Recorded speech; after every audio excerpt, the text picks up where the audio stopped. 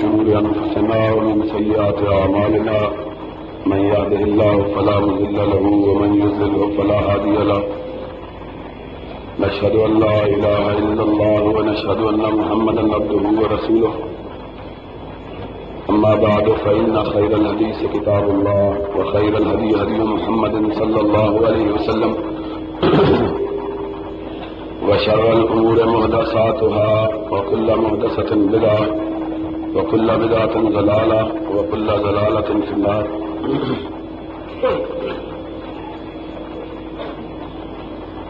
أعوذ بالله السميع العليم من الشيطان الرجيم.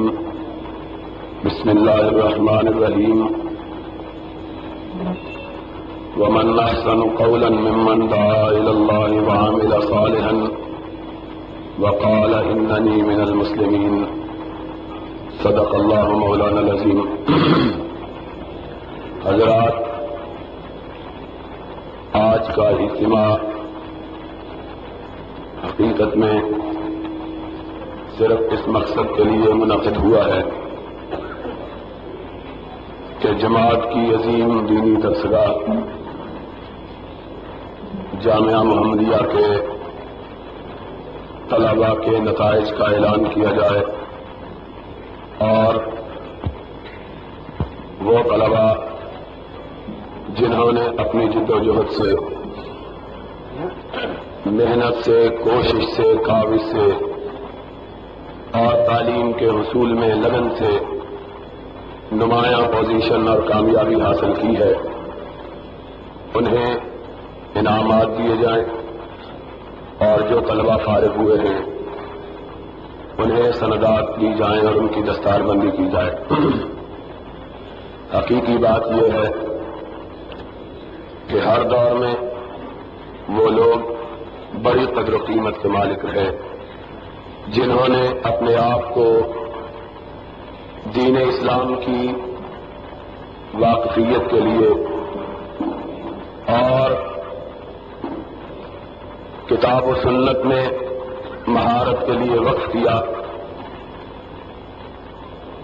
اور پھر علم دین کو حاصل کر کے دنیا والوں کو دینی علوم سے روشناس کروانے والے اور بہراور بنانے والے بن گئے. لیکن آج کے دور میں ایسے لوگوں کی اہمیت اور حیثیت میں اس لحاظ سے اور زیادہ اضافہ ہو گیا ہے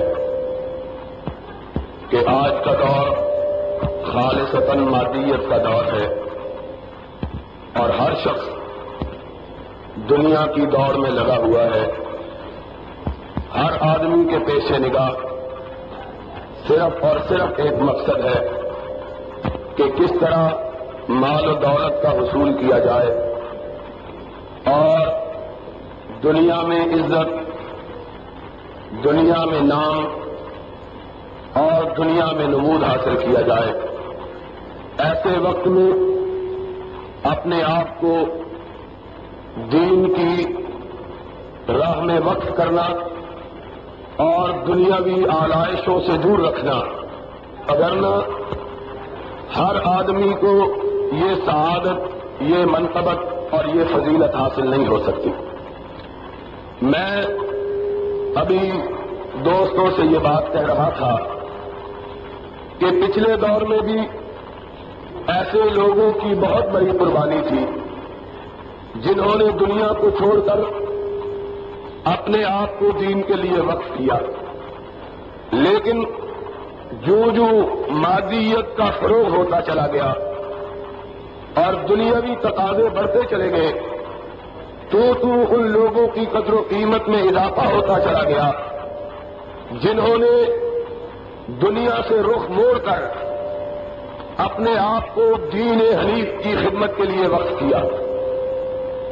آپ میں سے ہر آدمی ذرا اپنے گریبان کے اندر جھانک کے دیکھے، اپنے آپ کو سوچنے پر آمادہ و مجبور کرے اور یہ لمحے بھر کے لیے سوچے کہ اس کا اپنی اولاد کے بارے میں کیا نقطہ نظر ہے.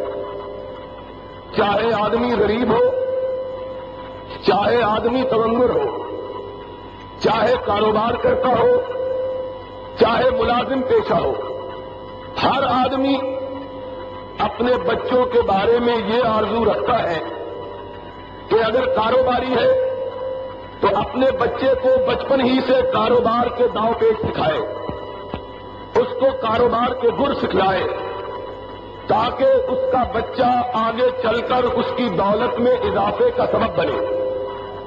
اگر کوئی ملازم پیشہ ہے تو اس کی بھی یہی خواہش ہے۔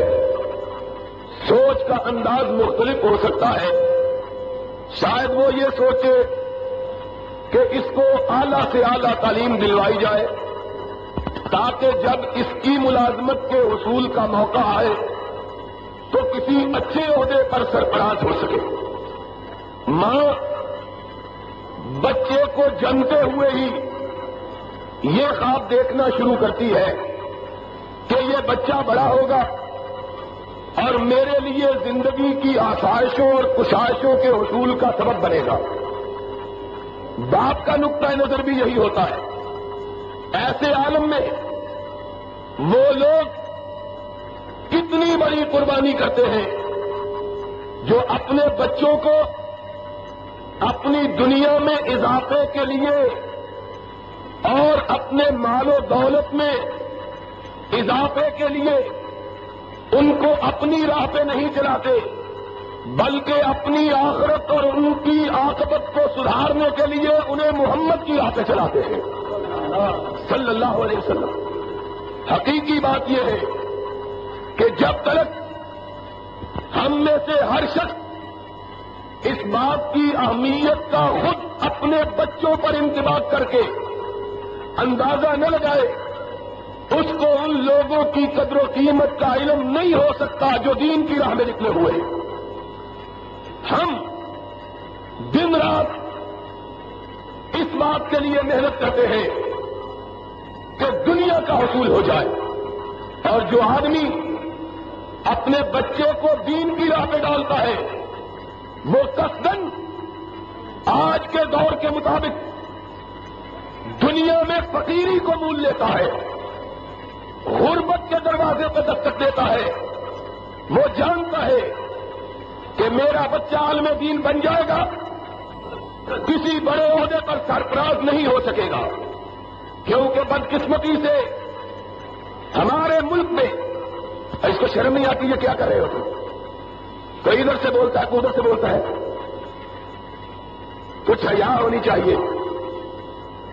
ایک وقت میں ایک آدمی ہی گفتگو کر سکتا ہے، کوئی ادھر سے بولتا ہے کمرے سے، کوئی ادھر سے بولتا ہے۔ تو میں یہ کہہ رہا تھا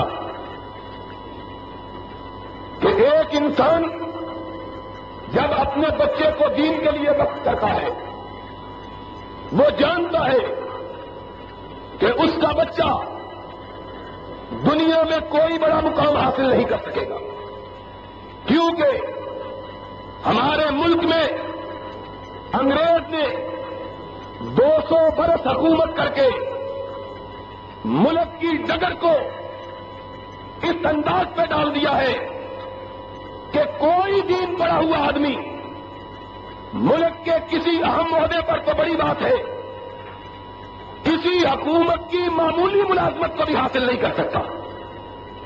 ہمارے ملک کا نظام تعلیم ایسا ہے جس کے اندر دینی تعلیم حاصل کرنے والوں کے لیے کوئی مقام، کوئی مرتبہ، کوئی عہدہ، کوئی منصب اور کوئی نوکری کی پوسٹ اس کے لیے مختص نہیں کی گئی ہے۔ ایسا آدمی جو اپنے بچے کو دین کے لیے وقف کرتا ہے وہ جانتا ہے کہ حکومت کے اندر تمام عہدے میرے بچے پر بند ہوں گے۔ اسی طرح آج کے اس دور میں وہ یہ بھی سمجھتا ہے کہ جب میرا بچہ علم دین سے آراستہ ہو جائے گا کوئی بہت بڑا کاروبار نہیں کر سکے گا، اس لیے کہ دین ہمہ وقتی کام ہے۔ یہ ناممکن ہے کہ ایک آدمی صبح دین کا کام کرے شام کو اپنا کاروبار کرے۔ جس طرح ہر چیز انسان سے اس کی پوری توجہ مانگتی ہے، اسی طرح علم دین بھی آدمی سے مکمل فراغت کا طلبگار ہوتا ہے۔ پھر اس کے ساتھ ساتھ اپنے بچے کو دین کے لیے وقف کرنے والا یہ بھی سمجھتا ہے کہ میرے بچے کو اگر اللہ نے دین کا علم عطا کر دیا، عالم بن گیا، اس کی آزمائش کے مرحلے ختم نہیں ہوں گے، بڑا ہوگا، دین کی فیلڈ میں کام کرے گا، 3600 آدمی اس کی ٹانگ کھینچنے کے لیے کھڑے ہوں گے، کوئی حسد کرے گا، کوئی بغض کرے گا، کوئی اس کو حق کی راہ سے ہٹانے کے لیے اس کے ضمیر کو خریدنا چاہے گا، کوئی اس پر بات کرنے پر پابندیاں اور قدریں عائد کرے گا، اور پھر اگر واقعی یہ صحیح طور پر علم دین سیکھ گیا تو کئی اقتدار والوں کی پیشانیوں پر اس کی بات سن کے سیکھنے پر جائیں گے۔ پھر اسے احمد ابن حنبل کے نقش قدم پہ چلنا پڑے گا، اسے ابن تیمیہ کی طرح زندگی گزارنا پڑے گی، اسے شاہ شہید کی سیرت کو زندہ رکھنا پڑے گا۔ وہ جانتا ہے کہ یہ سارے راستے کٹھنائیوں سے اٹے ہوئے، لیکن اس کے باوجود اگر کوئی شخص پھر اپنے بچے کو دین کے لیے وقف کرتا ہے تو اسے سمجھ لینا چاہیے کہ اس نے ساری کائنات کو اپنے رب کے لیے ٹھکرایا، اور اس کا رب اس کی عاقبت کو کبھی برباد نہیں ہونے دے گا۔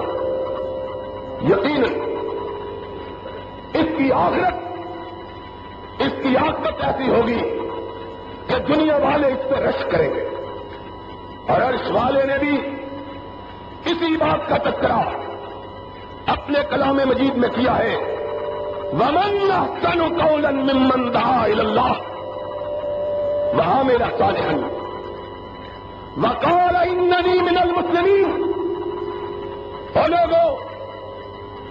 لوگوں کو اپنی دنیا کے پیمانوں سے ماپنے والوں، دنیا میں لوگوں کی قدر و قیمت کا تعین ان کی دولت، ان کے مرتبہ، ان کے منصب اور ان کے عہدوں کی بنیاد پہ کرنے والوں، سن لو، تم یہ کہتے ہو جو مالدار ہے، دولت مند ہے، صاحب اقتدار ہے، عہدے والا ہے، منصب والا ہے، وہ دنیا میں بہت بڑا ہے، تم یہ کہتے ہو عرش والا یہ کہتا ہے جو میرے محمد کی مسجد پہ بیٹھا ہوا اس سے بڑا اور کوئی نہیں ہے۔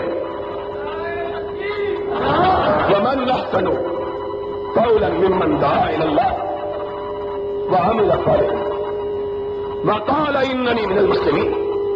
کائنات میں سب سے اعلیٰ وہ آدمی ہے جس نے اپنی زندگی کو رب کے دین کی نشر و اشاعت کے لیے وقف کیا، لیکن دین پڑھنے والے بھی یہ سن لیں کہ اگر ان کا مقصود یہ ہے کہ اور کسی کام کے کرنے کا طریقہ نہیں آتا تھا اور کسی کاروبار کے کرنے کی ہمت نہیں تھی اور کسی ملازمت کے حصول کے لیے دل میں طرف نہیں تھی، اہلیت نہیں تھی، اس لیے دین پڑھ لیا ہے، اور اب دین پڑھ کے 4 ٹکے کی نوکری تلاش کرنی ہے۔ اگر صرف یہ مقصد ہے نوکری کی تلاش تو سمجھ لو کہ دین کا حق ادا نہیں ہوا ہے۔ دین اس نے پڑھا اور دین کا حق اس نے ادا کیا جس نے اپنے اندر یہ جذبہ پیدا کیا کہ میں نے ساری کائنات کو اللہ کی توحید سے اور نبی کی سنت سے روشن کرنا ہے، چاہے اس سلسلے میں میری جان ہی کیوں نہ چلی جائے۔ اس نے دین کو سمجھا، اور پھر اس راہ میں بڑے سے بڑے شخص کی بڑائی، کسی صاحب اختیار کا اختیار، کسی کرسی والے کی کرسی، کسی اقتدار والے کا اقتدار، کسی چودراہٹ کے مالک کی چودھری، اس کی راہ میں رکاوٹ نہ بنی، اور اس نے لوگوں کی پریشانیوں کو دیکھ کے مسئلہ نہیں بتلایا، بلکہ رب کے قرآن کو دیکھ کے مسئلہ بتلایا، اس نے دین کا حق ادا کیا۔ یہ وہ شخص ہے جس کے بارے میں حضرت محمد الرسول اللہ صلی اللہ علیہ وسلم نے ارشاد فرمایا کہ جب یہ چلتا ہے تو اپنے پیروں کے اوپر نہیں چلتا، فرشتوں کے پروں کے اوپر چلتا ہے، جس کے اندر یہ جذبہ ہے۔ اور پھر اس کو جو اللہ نے آبرو عطا کی، اس کو اللہ نے جو عزت بخشی، اس کو اللہ نے جو وقار عطا کیا، وہ کائنات میں کسی دوسرے کا حصہ نہیں بن سکتا۔ ہم نے وہ لوگ جنہوں نے صحیح معنوں میں اپنے آپ کو دین کے لیے وقف کیا، دین کے خدمت گزار بنے، سرور کائنات کی سنت کے علم بردار ٹھہرے، اللہ کی توحید کے پرچارک بنے، ہم نے ان لوگوں کو دیکھا ہے۔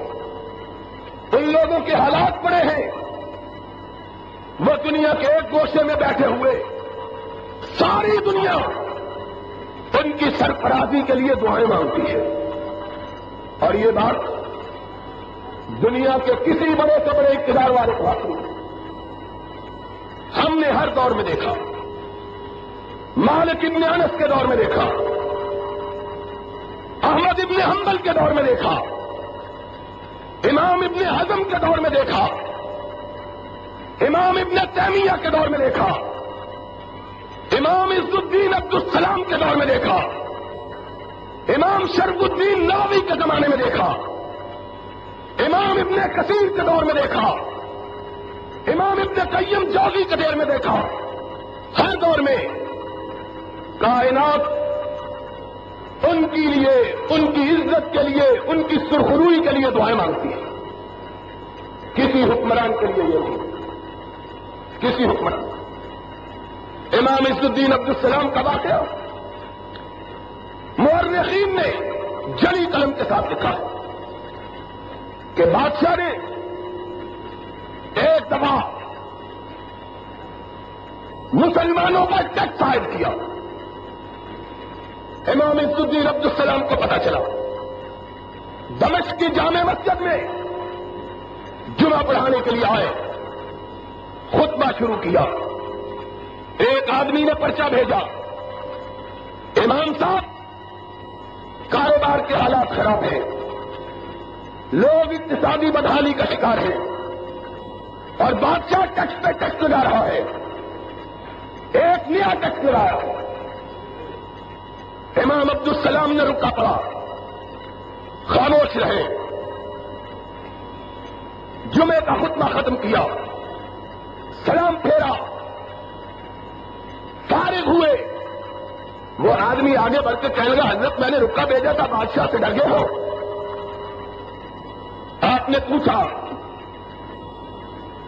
تم نے رکا بھیجا تھا؟ اور کہا حضرت میں نے بھیجا تھا۔ آپ نے فرمایا میں اس بات کی تحقیق کروں گا کہ یہ بات درست ہے کہ نادرست ہے۔ اس نے کہا حضرت نمازیوں سے پوچھ لیجئے۔ نمازیوں سے پوچھا، نمازیوں نے گواہی دی۔ جمعہ پڑھا، گھر نہیں گئے، سیدھا بادشاہ کے گھر پہنچے، دروازے پہ دستک دی، بادشاہ باہر نکلا، اس کے درباری باہر نکلے، کہا جاؤ بادشاہ کو کہو کہ عز الدین آیا ہے۔ عز الدین کو پتا چلا، ننگے پاؤں امام کے استقبال کے لیے آگے بڑھا۔ لوگ حیران و شبدر رہ گئے کہ اتنا بڑا بادشاہ اور ایک عالم کے استقبال کے لیے بغیر جوتا پہنے ہوئے دروازے پہ آیا، عزت و تکریم سے اندر لے گیا، بیٹھنے کو کہا۔ امام صاحب نے ارشاد فرمایا میں اس مسند پہ نہیں بیٹھ سکتا جو لوگوں پہ ظلم حاصل کر کے حاصل کی گئی۔ بادشاہ پریشان ہو گیا، کہنے لگا امام صاحب کیا بات ہے؟ کہا مجھے پتا چلا ہے تو نے لوگوں پہ ٹیکس لگایا۔ بات ذرا سمجھو طالب علموں، بخاری کے نسخوں میں اضافہ کر دینا یہ علم دین کا حاصل کرنا نہیں ہے۔ کسی مدرسے کی سند لے کر اپنے آپ کو فارغ التحصیل کہلا لینا یہ علم دین کا حصول نہیں ہے. علم دین کے حاصل کرنے کا معنی یہ ہے کہ آدمی اس بات کا احساس کرے کہ وہ محمد کی مسلک کا امین بننے والا ہے. اس پر ذمہ داری عائد ہوتی ہے لوگوں کی ساتھ. بادشاہ نے نظر اٹھا کے دیکھا, کہا امام صاحب کیا بات ہے؟ فرمایا مجھے پتا چلا ہے تو نے نیا ٹیکس لوگوں پہ لگایا ہے بے روزگاری کے زمانے میں.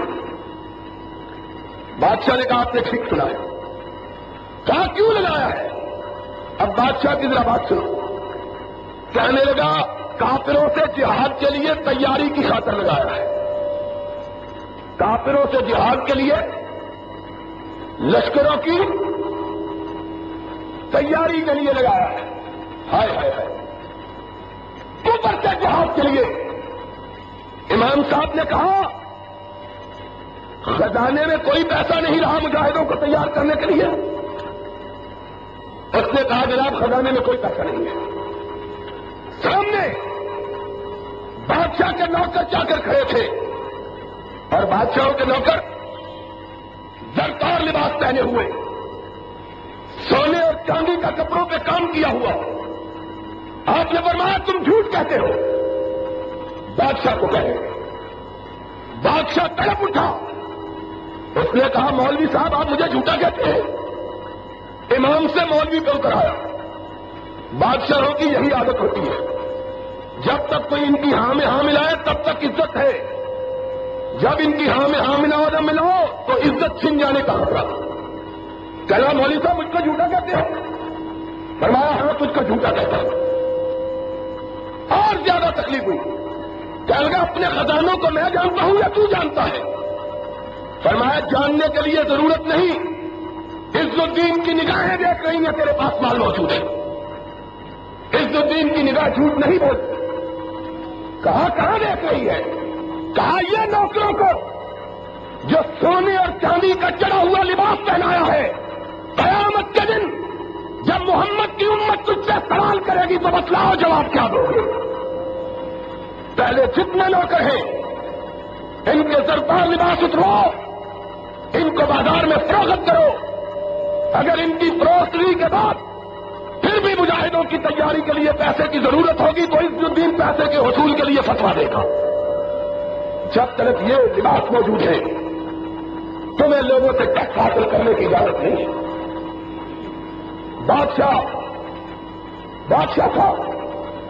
اس نے کہا امور خسروا امور مملکت خیش خسروا دار. بادشاہ کے امور مولویوں کو کیا پتا ہے؟ یہ حکمران ہی جانتے ہیں.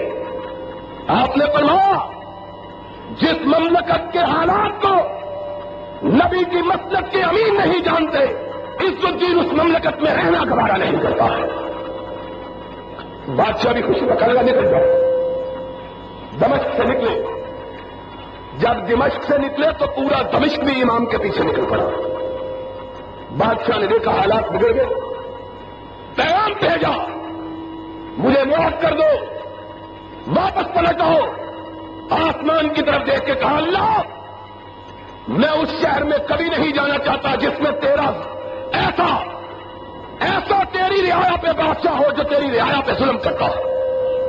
میں اس شہر میں نہیں رہنا چاہتا. ابھی نگاہ نیچے نہیں گرائی تھی کہ اللہ نے اسرائیل کو بھیجا کہ جاؤ ایسے ظالم و سفاک بادشاہ کی مجھے ضرورت نہیں ہے جس کے لیے عز الدین عبد السلام بد دعا کرتا ہے.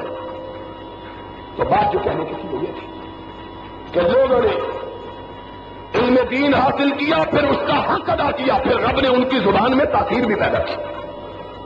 آج کون ہے جو حکمرانوں کو دیکھے؟ آج حکمران یہ بھی کہتے ہیں ہم اندرا گاندھی سے نہیں لڑ سکتے, روس سے بھی نہیں لڑ سکتے. دو ہی دشمن ہیں پاکستان کے. ایک طرف شمال کی سرحدوں پر روس دشمن ہے, جنوب کی سرحدوں پر انڈیا دشمن ہے. ہمارے حکمران کہتے ہیں دونوں سے نہیں لڑ سکتے. دونوں سے نہیں لڑ سکتے تو ٹیکس کیوں لیتے ہو ہم سے لڑنے کے لیے؟ پھر یہ تیاری کس کے خلاف ہے؟ اصلہ کس کے خلاف؟ انڈیا سے تم نہیں لڑ سکتے, روس سے تم نہیں لڑ سکتے, تو پھر اسلحہ ہمارے ساتھ لڑنے کے لیے لے رہے ہیں، کس کے لیے؟ لیکن آج ٹیکس پہ ٹیکس لگے ہوئے ہیں، کوئی آدمی بولنے کی جرت، حق کہنے والے کہاں گئے؟ حق کہنے والے کہاں گئے؟ حق کہنے والے اس لیے ناپید ہو گئے کہ آج بعض لوگوں نے، میں سب کی بات نہیں کرتا، بعض لوگوں نے علم دین کو بھی دنیا کے حصول کا ذریعہ بنا لیا ہے۔ یاد رکھو، علم دین دنیا کے حصول کا ذریعہ نہیں بلکہ رب کی رضا کے حصول کا ذریعہ ہے۔ اور وہ شخص جو علم دین اس لیے پڑھتا ہے کہ رب راضی ہو جائے، کائنات کے رب کی قسم، روئے زمین پر اس سے افضل کوئی مخلوق نہیں ہے، لیکن شرط یہ ہونی چاہیے کہ آدمی جب علم دین حاصل کرے تو پیش نظر صرف یہ بات رکھے کہ میں نے رب کی رضا چاہنی ہے۔ کائنات ناراض ہوتی ہے، آج کیا ہے؟ آج بیچارے غریب مولوی اپنی مسجد میں وہ مسئلہ بیان نہیں کر سکتے جس مسئلے کو حق سمجھتے ہیں۔ کیوں؟ اس لیے کہ مسجد کا متولی اس مسئلے کو بیان کرنے کی اجازت نہیں دیتا، یہ اس مسئلے کی زد اور چوٹ مسجد کے متولی پہ پڑتی ہے۔ متولی سود کھاتا ہے، سودی لین دین کرتا ہے، سودی کاروبار کرتا ہے، مولوی ساری عمر سود کے مسئلے سے اس طرح بچ بچا کے گزر جاتا ہے جس طرح ہمارے صدر صاحب انتخاب کے نام سے گزر جاتے ہیں۔ نام نہیں لیتے، ساری عمر سود کا مسئلہ بیان نہیں کرتا۔ مولوی سمجھتا ہے کہ وہ گھرانہ جس گھرانے میں صبح کا آغاز گانے بجانے سے ہوتا ہے اور صبح کا انجام، صبح کا اختتام، دن کا اختتام ٹی وی کی فلم پر ہوتا ہے، اس گھر میں رب کی رحمت کا فرشتہ کبھی داخل نہیں ہوتا۔ مولوی یہ سمجھتا ہے، لیکن مسئلہ بیان نہیں کرتا، اس لیے کہ مسجد کے متولی حاجی صاحب، میاں صاحب، چودھری صاحب، خان صاحب، مرزا صاحب، ان سب کے گھروں میں ٹی وی بھی رکھے ہوئے ہیں، وی سی آر بھی رکھے ہوئے ہیں۔ مسئلہ کیسے بیان کرے؟ مولوی جانتا ہے مسئلہ کہ مسلمانوں کے گھر کی علامت یہ ہے کہ دن کا آغاز قرآن کی تلاوت سے اور دن کا اختتام قرآن کی تلاوت سے۔ پہلے زمانے میں جب ہندو اس جگہ رہتے تھے، اکٹھے لوگ رہتے تھے، ہندوؤں اور مسلمانوں کے محلوں کی پہچان تھی، اور وہ پہچان کیا تھی؟ مسلمانوں کے محلوں میں صبح دم قرآن کی آواز آتی، ہندوؤں کے محلے سے گانے بجانے کی آواز آتی۔ کیا جی آپ ساتھ ٹھیک ہے؟ ہندوؤں کی عبادت گانا بجانا، مسلمانوں کی عبادت قرآن پڑھنا، قرآن پڑھانا۔ ہندوؤں کے گھروں میں صبح کا آغاز گانے بجانے سے ہوتا، مسلمانوں کے محلوں میں قرآن پڑھنے پڑھانے سے ہوتا۔ آج کون حق بیان کرے؟ حق بیان کرے، لوگ کہیں گے مولوی بڑا تنگ دل ہے۔ مولوی کا دل کتنا کھلا ہونا چاہیے جس میں ساری جہنم اندر آ جائے؟ وہ مولوی کھلے دل کا ہے جو لوگوں کی رضا اور منشا کے مطابق مسئلے بتلا ہے۔ اگر کسی شخص نے دین اس لیے پڑھا کہ لوگوں کی رضا کے مطابق چلے، رب کی رضا کو چھوڑ دے، تو سمجھ لے کہ اس کے بارے میں عرش والے نے قرآن میں کہا ہے کہ مثل الحمار یحمل اسفارا، یہ وہ گدھا ہے جس پہ کتابوں کی چھت ڈالی ہوئی ہے، چھت لگی ہوئی ہے، لیکن اس پر ان کتابوں کا کوئی اثر۔ حق کہنے کا جذبہ ہی گلا تو گھونٹ دیا اہل مدرسہ نے تیرا، تو پھر اللہ اکبر کی لا الہ الا اللہ کی صدا کہاں سے آئے؟ ہم کہتے ہیں توحید کا درس دو، اور توحید کا معنی ہے کہ اللہ کے سوا کوئی خالق و مالک و رازق۔ توحید یہی ہے کہ نہیں ہے؟ بولو، توحید کا معنی کیا ہے؟ کہ اللہ کے علاوہ کوئی خالق مالک رازق، یہ تو توحید ہے کہ پیر نہیں دے سکتا، فقیر نہیں دے سکتا، یہ عقیدہ تو ہے، لیکن یہ بھی عقیدہ ہے کہ مسجد کا متولی دے سکتا ہے۔ سن لو میرے فارغ ہونے والے دوستوں اور بھائیوں، جس نے لوگوں کی پریشانیوں کو دیکھا، رب کے قرآن کو نہ دیکھا، اس کی دنیا بھی برباد، اس کی آخرت بھی۔ دنیا کو برباد کر کے دین کی طرف آیا ہے، دنیا چھوڑ کے آیا ہے دین کی طرف۔ دنیا پہلے چھوڑ چکا، لوگوں کی رضا کے لیے دین اب چھوڑ رہا ہے۔ اور ایسا بندہ کبھی پھر حق کی بات کہنے کی جرت کر سکتا جو چھوٹے خداؤں کے سامنے نہیں بولتا، اس نے بڑے خداؤں کے سامنے کیا بولنا ہے؟ احمد ابن حنبل ابھی پچھلے دنوں میں سعودی عرب میں تھا، ایک یونیورسٹی میں میرا خطاب تھا، یونیورسٹی کے طالب علموں مجھ سے کہنے لگے جناب پاس نامے میں پہلے گفتگو کر، ہم احمد ابن حنبل کے ماننے والے، ہم ابن تیمیہ کے ماننے والے۔ میں نے کہا جھوٹ کہتے ہو، احمد ابن حنبل کے ماننے والے تم نہیں ہو۔ احمد ابن حنبل کا ماننے والا وہ ہے جو نہ چھوٹے خداؤں کو مانتا ہے نہ بڑے خداؤں کو مانتا ہے، وہ صرف وہ ہے جو محمد کے خدا کو مانتا ہے صلی اللہ ہو۔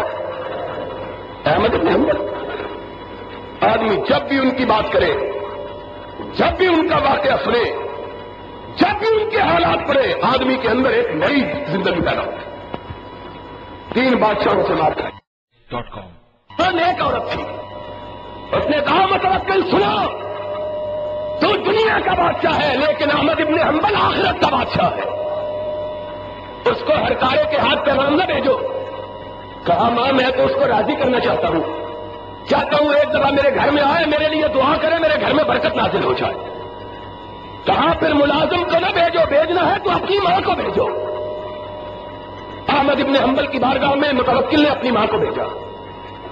ماں اس فقیر کے دروازے پہ آئی، وہ فقیر جس کو نہ 3 بادشاہوں کی بادشاہت مرعوب کر سکی، نہ بادشاہ کی ماں کی ترغیب مرعوب کر سکی۔ 2 ہی چیزیں ہوتی ہیں جس سے آدمی بھٹک جاتا ہے، یا ڈر سے یا لالچ سے۔ سن لو، اور آج کل کے مولوی بغیر دونوں چیزوں کے بک جاتے ہیں۔ ڈر کی بھی ضرورت نہیں، لالچ کی بھی ضرورت نہیں، یہ اتنے بے نفس ہیں کہ بغیر قیمت کے ہی بکنے کے لیے تیار ہے۔ مولیوں گاجروں سے زیادہ سستے ہو گئے، کہتے ہیں تم ہم پر نظر کرم ڈال دو، ہم تمہارے باپ دادے کے غلام ہیں۔ چھوڑ دو پھر مولویت کا نام۔ مولویت غلامی کا نام نہیں، کائنات کی آقائی کا نام ہے۔ سن لو بات کو، لالچ یا پھسلا دیتا ہے یا ڈر بہکا دیتا ہے۔ 3 بادشاہوں نے ڈرا کے دیکھا، پاؤں میں لغزش نہ آئی۔ بادشاہ کی ماں خود دروازے پہ دستک دیتی ہوئی آئی، تب بھی پائے سوات میں لغزش نہ آئی۔ بیٹا عبداللہ اندر جا کے خبر لیتا ہے، بابا بادشاہ کی ماں آئی ہے۔ اور بادشاہ کسی چھوٹے سے ملک کا، ساری کائنات اسلامی کا ایک بادشاہ، عجم سے لے کر عرب تک، شام سے لے کر روم تک، یونان سے لے کے پاکستان تک ایک بادشاہ، اسلامی دنیا کا حکمران۔ کہاں بادشاہ کی ماں آئی ہے؟ احمد ابن حنبل نے نگاہ لی، اپنی نگاہ اٹھائی، فرمایا جاؤ اس سے پوچھو کیا کہتی ہے۔ کہا بابا آپ سے ملنا چاہتی ہے۔ کہا بلا لو۔ بادشاہ کی ماں آئی، ادب سے سلام کیا، پردے کے پیچھے بیٹھی، کہنے لگی امام میں اپنے بچے کی طرف سے معافی مانگنے آئی ہوں۔ ہاتھ دعا کے لیے اٹھائے، کہا میں معافی دینے والا کون؟ اللہ تیرے بیٹے کو معاف کرے۔ اب کیا کہتی ہے؟ کہنے لگی امام ایک دن میرے بچے کے گھر کو آ جاؤ۔ ہائے ہائے، امام کا بیٹا عبداللہ کہتا ہے میرے باپ کی مار کھاتے کھاتے کمر جھک گئی، لیکن میں نے اپنے باپ کے چہرے پہ کبھی زردی نہیں دیکھی۔ کوڑے پڑ رہے ہیں، چہرہ تنا ہوا ہے، بوڑھا ہو گیا۔ اور سیرت نگاروں نے لکھا اتنے پتلے اور اتنے دبلے ہو گئے مار کھا کے کہ ہوا چلے تو اس میں اڑ جائیں، اتنے کمزور۔ کہاں مار پڑی، کوڑے پڑے، کبھی چہرے کا رنگ نہیں بدلا۔ جب بادشاہ کی والدہ نے کہا میرے بیٹے نے تجھ کو اپنے محل میں بلایا ہے، تو امام کا چہرہ بدل گیا۔ خاتون نے پوچھا امام جواب نہیں دیتے، آنکھوں میں آنسو آ گئے۔ فرمایا میں اس گھر میں کیسے جا سکتا ہوں جس گھر میں رب کی نافرمانی کی جاتی رہی ہو؟ اس گھر میں کیسے جاؤں؟ میں اس گھر نہیں جا سکتا جس گھر میں رب کی نافرمانی کی جاتی رہی ہے۔ ماں طرف اٹھی، کہنے لگی میرے بیٹے کو میں نے کہا تھا معاف کر دو، کہا معافی اور بات ہے، رب کی نافرمانی اور بات ہے، دعا مانگتا ہوں لیکن اس گھر میں نہیں جاتا۔ ماں مایوس ہو کے پلٹ گئی، متوکل طرف اٹھا، کہنے لگا ماں ایک دفعہ بلا لو، میرے گھر نہیں آتے اپنے گھر ہی بلا لو۔ امام ابن کثیر نے لکھا ماں مجبور ہو کے پھر گئی، کہنے لگی میرے بیٹے کے گھر نہیں آتے، بادشاہ کے محل میں نہیں جاتے تو میرے گھر کو آ جاؤ۔ بہت مجبور کیا، منتیں کی، خوشامدیں کی، گھر والوں نے بھی آمادگی کا اظہار کیا، امام مان لو یہ بڑھیا ہے، عقیدت سے بلاتی ہے، امام چل پڑے۔ عورت نے اپنے بیٹے کو خبر دی، قسم قسم کے کھانے لے کے آیا اپنی والدہ کے گھر میں امام کی بارگاہ میں حاضری کے لیے۔ کھانے کا وقت ہوا، امام کے سامنے کھانا رکھا، اللہ اکبر، احمد کا بیٹا ساتھ ہے عبداللہ، ارشاد فرمایا جب کھانا رکھا گیا میرے باپ کی آنکھوں میں آنسو تھے، اپنے چہرے کو اٹھایا، خاتون کو مخاطب ہو کے ارشاد فرمایا اماں کھانے کو اٹھا لو، احمد ابن حنبل نے تیرے گھر میں قدم رکھنے سے پہلے روزے کی نیت کی ہوئی ہے۔ اس گھر کا کھانا بھی نہیں، گھر میں کھانا بھی ہوا، یہ لوگ تھے۔ اور پھر امام ابن کثیر نے لکھا ہے اور میں اس پہ اضافہ کرتا ہوں کہ آج امام احمد کو گزرے 1200 سال گزرتے، اسلام کی 1400 سالہ تاریخ میں کسی شخص کا اتنا بڑا جنازہ نہیں ہوا جتنا احمد ابن حنبل کا ہوا آج تک۔ آج کا زمانہ جو ٹیلی ویژن کا، ریڈیو کا، ٹیلی فون کا، اخبارات کا، وائرلیس کا زمانہ ہے، پل بھر میں ایک جگہ کی خبر دوسری جگہ اور پل بھر میں ایک جگہ کے لوگ دوسری جگہ منتقل ہو جاتے ہیں۔ آج تک کسی شہنشاہ کا، کسی بادشاہ سے بڑے آدمی کا اتنا بڑا جنازہ آسمان نے نہیں دیکھا جتنا بڑا جنازہ احمد ابن حنبل کا دیکھا۔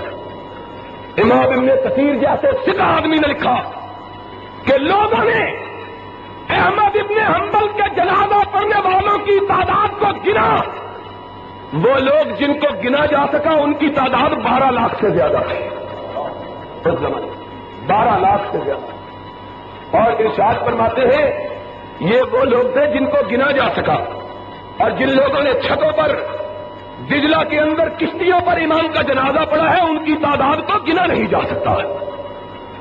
کیا سنا کہ اللہ کی رضا چاہیے، کائنات میں کسی دوسرے کی پیشانی کو دیکھنا گوارا۔ علم دین کا معنی یہ ہے لوگ حسد کریں، اور حسد یہ بھی سن لو، حسد علم دین کے طالب علموں کی پہلی منزل ہے۔ جو بندہ اس منزل کو پار نہیں کرتا وہ کبھی دین کی خدمت کر سکتا؟ شیطان کو اللہ نے پیچھے لگایا ہوا، دل توڑو، جتنا حسد اس طبقے میں ہے اتنا اور کسی طبقے میں حسد پایا جاتا، اور اللہ نے آزمائش کے لیے یہ بات رکھی ہے۔ دیکھتا ہوں قدموں میں ڈگمگاہٹ تو نہیں آ جاتی، تو لوگوں یاد رکھو آج وہ شخص جو علم دین کے لیے اپنے آپ کو وقف کرتا ہے، کائنات میں کوئی دوسرا شخص اس کی عزت و عظمت کا مقابلہ کر سکتا؟ شرط یہ ہے کہ وہ دین پڑھے اور اپنے پیش نظر صرف اللہ کی رضا رکھے، بندوں کی رضا جوئی کی خواہش۔ دنیا ناراض ہوتی ہے تو ہو جائے، دنیا والے ناراض ہوتے ہیں تو ہو جائیں، عرش والا ناراض نہ ہو۔ جب تک یہ جذبہ انسان کے اندر پیدا نہ ہو وہ صحیح معنوں میں سرور کائنات کی مسند کا امین بننے کا حق رکھتا۔ حضرت محمد رسول اللہ صلی اللہ علیہ وسلم نے خود اپنی زندگی پاک سے اس بات کا درس دیا، ساری خدائی ایک طرف، محمد رسول اللہ اکیلے ایک طرف۔ لوگوں نے کہا اے محمد ساری قوم دشمن بن گئی ہے، فرمایا ہو گئی ہے تو ہو جائے، لیکن مجھے دنیا کی پرواہ نہیں، ان ولی اللہ الذی نزل الکتاب وہو یتولی الصالحین۔ دنیا ناراض نماز ہوتی ہے تو ہو جائے دنیا کا مالک ناراض نہ ہو. یہ ایک مومن کی، ایک دین کے طالب علم کی، ایک دین کے پڑھانے والے کی، ایک دین کا سبق سکھلانے والے کی، ایک دین کا درس دینے والے کی یہ منزل اور پیش نظر یہ بات ہونی چاہیے. اور آج کے دور میں تو دین کی راہ اور کٹھن ہو گئی. ایک طرف حکمران مخالف، دوسری طرف نئی تہذیب کے پرزند مخالف، تیسری طرف وہ لوگ مخالف کہ دین جن کے مفادات پہ چوٹ مارتا ہے.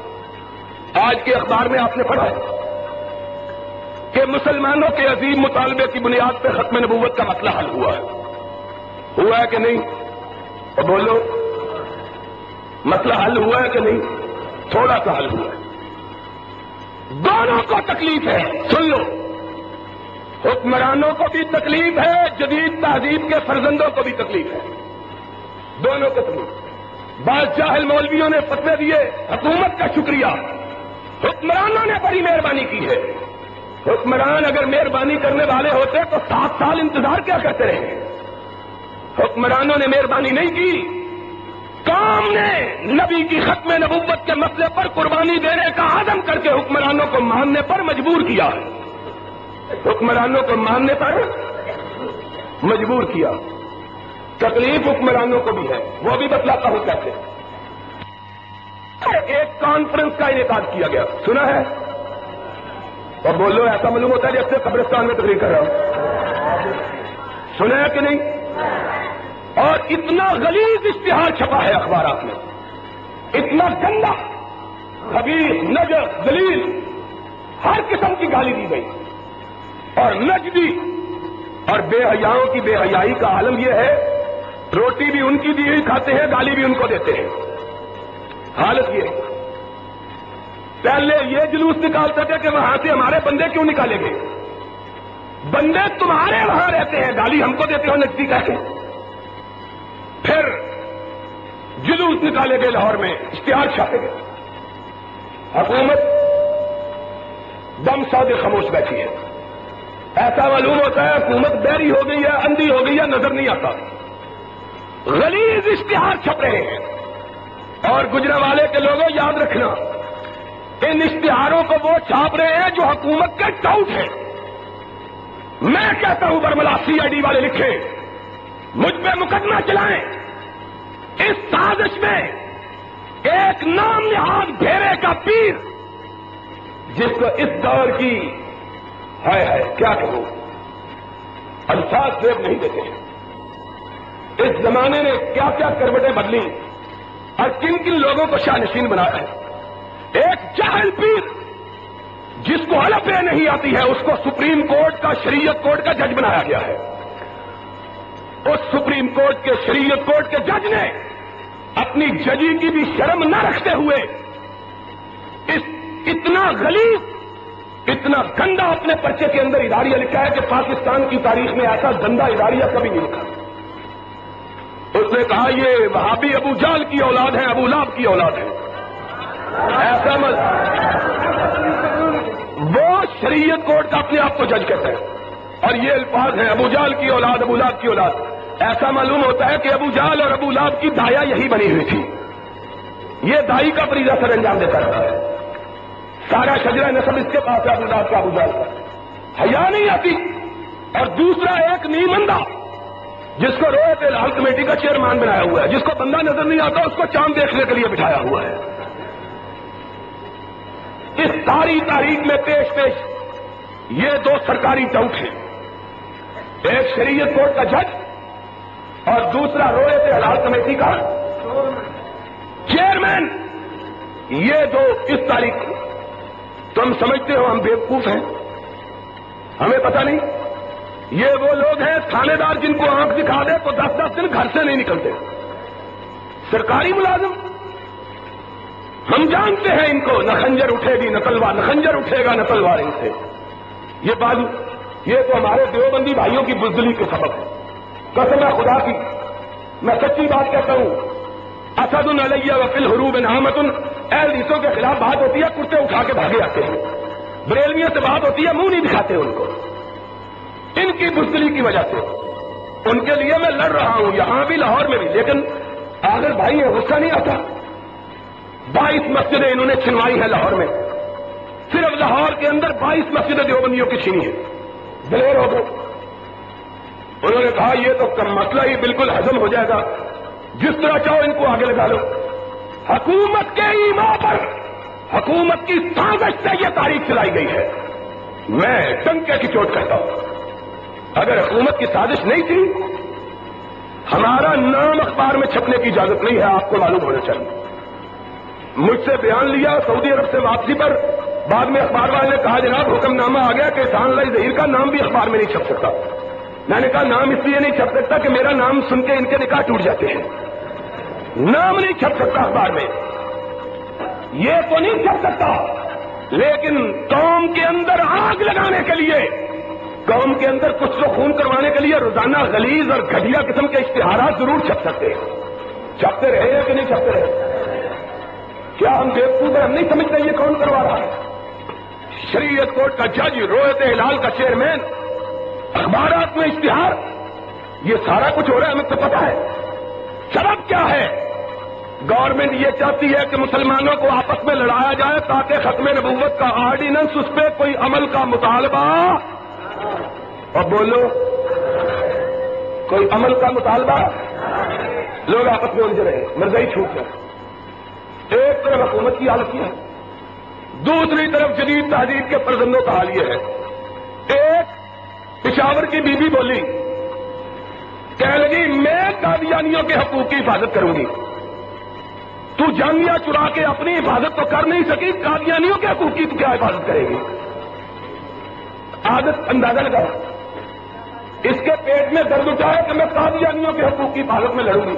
میں نے اسی جمعے میں کہا تھا، پچھلے جمعرات کو اس کا بیان چھپا، جمعے کے دن میں آ گیا تھا، میں نے کہا اگر حقوق کے لیے لڑنا ہے تو اپنے سسر کے حقوق کے لیے لڑو پہلے، اس کے حقوق کی تو تم سے حفاظت نہیں ہو سکی، مرضیوں کی تو چیمپئن بن گئی ہے۔ آج کے اخبار میں لاہور کے وکیلوں کی بات بھی چھپی ہے، ہم نہ حکومت کو خراج تحسین پیش کرتے ہیں، یہ تو اچھی بات تھی۔ دوسری قرارداد کی علماء اور عوام کیا لگے اس کو بھی نہیں کرتے، بھائی تم کو کیا تکلیف ہے؟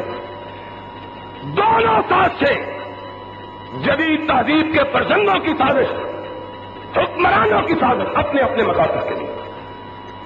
علم دین کا، عالم دین کا تقاضا یہ ہے کہ تمام واقعات پہ نظر رکھے، نہ حکمرانوں کی حکومت کو پرواہ ملائے، نہ جدید تہذیب کے فرزندوں کی بات کو پرواہ ملائے، وہی بات کہے جو محمد الرسول اللہ نے کہی ہے۔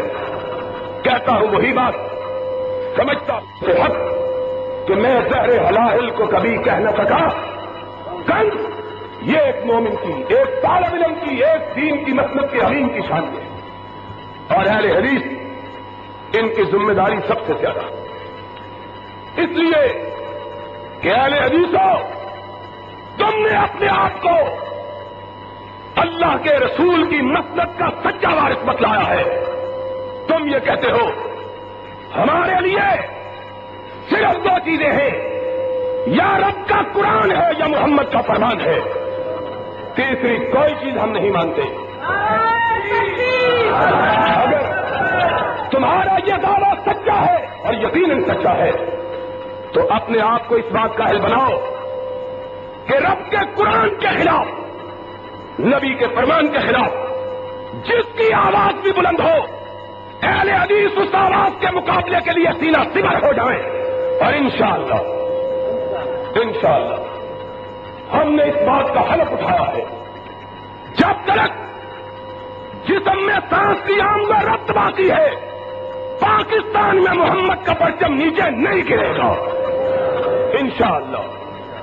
جب تک ایک اہل حدیث زندہ ہے، سرور کائنات کی بات سے اونچی کسی کی بات ہو سکتی، نہ حکمرانوں کی بات، نہ جدید تہذیب کے فرزندوں کی بات، اور انشاءاللہ ہم ہر سازش کو ناکام بنائیں گے، اور یہاں محمد کی ختم نبوت کے مسئلے کو نافذ کروا کے رہیں گے انشاءاللہ۔ دنیا کی کوئی سازش اس سلسلے میں کامیاب ہو سکتی۔ آخر میں میں جامعہ محمدیہ کے منتظمین کو، اس کے مدرسین کو، ان لوگوں کو جو مالی جانی بدنی کسی قسم کی بھی اس جامعہ کے چلانے میں مدد کرتے ہیں، ان کو مبارکباد دیتا ہوں۔ اور پھر طالب علموں سے کہتا ہوں، طالب علموں، آج تمہارے مسلک کو ایسے فرزندوں کی ضرورت ہے جو حق بات کے لیے اپنی گردن کے کٹانے کا جذبہ رکھتے ہو، غیر خدا کے سامنے اپنی گردن کے جھکانے کی بات نہ رکھتے ہو۔ انشاءاللہ ایسے ہی لوگ آئیں گے اور پاکستان کی فضا میں نبی کی سنت کے ترانے گائیں گے اور اس ملک میں کتاب و سنت کے قانون کو نافذ کروائیں گے۔ وآخر دعوانا ان الحمدللہ رب العالمین۔